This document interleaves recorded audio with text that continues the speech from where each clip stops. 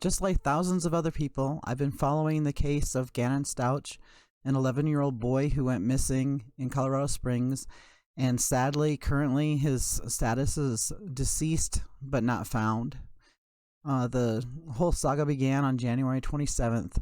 He was at home with his stepmother while his father was away for military training in another state.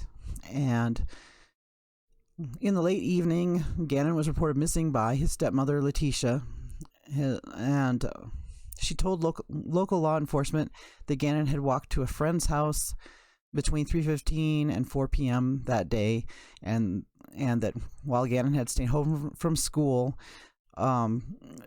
he was feeling better, and she thought that he'd be fine going to his friend's house, but that he hadn't returned by dark, and that she didn't know who he had gone to go see or the names of any of his friends. So she contacted his father, and the father called around to all the friends that he knew of, and nobody had heard from Gannon that day. And so it began. When she made her initial report that evening to law enforcement, because of her statements and the situation, Gannon was listed as a runaway. Then on January 28th, Letecia rented a car from Budget Car Rentals for some reason and had the car for 2 days. Then January 30th, the El Paso County Sheriff's Office classified Gannon as missing and endangered. On February 3rd, Letecia gave a televised interview addressing internet rumors about her, and frankly, a lot of people were turned off by her interview. She didn't seem to be that concerned with Gannon, but I'm not going to go into the rumors and such. I'm only going to stick with the facts of the case.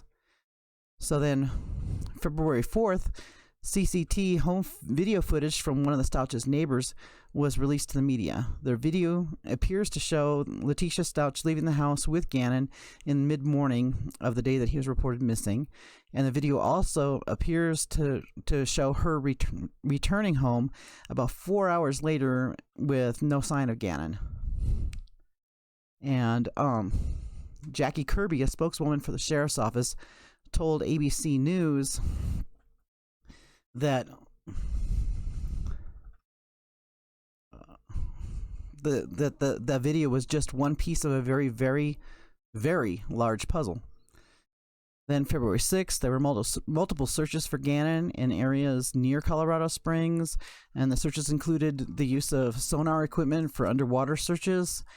On February 13th, the search for Gannon expanded north to the foothills in southern Douglas County. Searchers were seen there with search dogs, shovels, long poles, and even equipment that was set up for sifting through the snow. And they worked there in that 35-acre area for several days.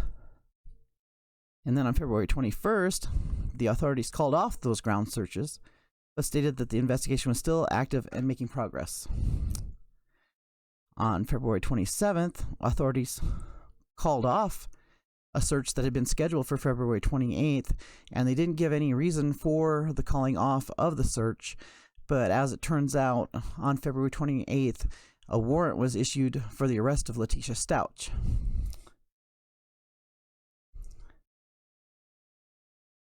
And so on March 2nd, Letecia Stauch was arrested in Myrtle Beach, South Carolina. What she was doing there, I don't know. Obviously not being concerned about her missing stepson or being involved in his search in any way, so didn't look good. And on March 3rd, Letecia waived extradition and began the journey back to Colorado Springs. On March 5th, which is today, Letecia was booked into El Paso County Jail. She had video advisement hearing at 1:30 where she waived advisement. And her charges are murder in the first degree of a child under the age of 12 by a person in a position of trust, child abuse resulting in death, tampering with a deceased human body, and tampering with physical evidence. Her next court date was set for March 11th at 4 p.m. to formally receive the charges. And then, later on today, I found out that she also had caused a ruckus while being transported to Colorado from South Carolina, and that it's been reported on several different news agencies that she slipped out of her handcuffs while in transit and attacked one of the guards who had to seek medical treatment at a hospital.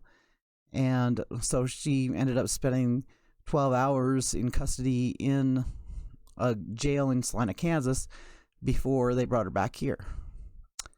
So I'll be following this case, and I will keep you posted.